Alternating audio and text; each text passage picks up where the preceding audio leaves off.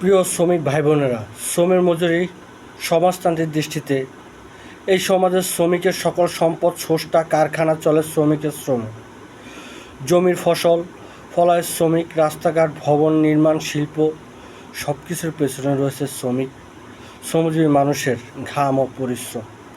অথচ সে শ্রমিক সমাজের সম্পদ সৃষ্টি করে, সেই শ্রমিকই সবচেয়ে বেশি বঞ্চিত, অনিরাপদ জীবনযাপন করে। পুঁজিবাদী ব্যবস্থার শ্রমিকরা তার শ্রমশক্তি বিক্রি করে বাধ্য হয়। শ্রমিকদের নিজেরা কোনো কারখানা নেই, বড় পুঁজি নেই, উৎপাদনের উপায় নেই, তাই বেঁচে থাকার জন্য তাকে তার শ্রম বিক্রি করতেই হয়। অন্যদিকে পুঁজিপতি শ্রমিক শ্রম কিনে সেই শ্রম থেকে মুনাফা অর্জন করে। শ্রমিক তার শ্রম দিয়ে যে মূল্য সৃষ্টি করে তার পুরোটা সে পায় না। একটি অংশ মজুরি হিসেবে ফেরত দেওয়া হয়, আর বাকি অংশ মুনাফা হিসেবে পুঁজিপতির হাতে জমা হয়। এ উদ্বৃত্ত মূল থেকেই পুঁজির পাহাড় গড়ে ওঠায়। যত পুঁজি জমা হয় ততই শ্রমিকের উপর নির্ভরতা বাড়ে। শ্রম বিভাজন ও যান্ত্রিক বিবরণ শ্রমিকদের একটি যন্ত্রের অংশ পরিণত করে।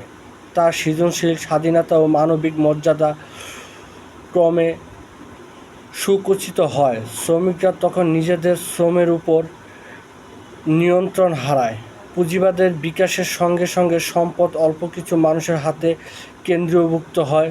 বড় বড় পুঁজি আর বড় হয়, ছোট মালিকরা ধ্বংস হয়, আর শ্রমিকদের মধ্যে প্রতিযোগিতা বৃদ্ধি পায়। ফলে মজুরি কমে, অনিশ্চয়তা বাড়ে এবং বেকারত্ব সমাজে স্থায়ী সমস্যা পরিণত হয়। সমাজতন্ত্র বলে, যে শ্রমিক সম্পদ সৃষ্টি করে সেই শ্রমিকই সেই সম্পদের উপর ন্যায্য অধিকার থাকা উচিত। উৎপাদনের উপায় কয়েকজন ব্যক্তির মুনাফার জন্য নয়, বরং সমগ্র সমাজের কল্যাণে ব্যবহৃত হওয়া উচিত। একটি সমাজতান্ত্রিক সমাজের লক্ষ্য হলো শোষণমুক্ত ব্যবস্থা গড়ে তোলা, যেখানে মানুষ শ্রমের মানুষের বিরুদ্ধে নয়, মানুষের কল্যাণে ব্যবহৃত হবে। সেখানে শ্রমিক বেঁচে থাকার জন্য নয়, মর্যাদার সঙ্গে বাঁচার জন্য কাজ করবে, এবং সেখানে মানুষের প্রয়োজনে হবে, উৎপাদনের লক্ষ্য মুনাফা নয়।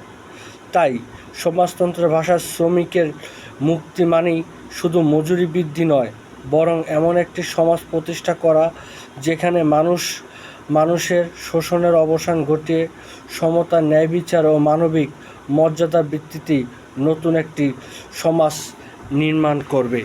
সে প্রত্যাশায় সবাই ভালো থাকবেন। যদি ভালো লাগে শেয়ার করবেন এবং কমেন্ট করবেন। ভালো থাকবেন। ওকে।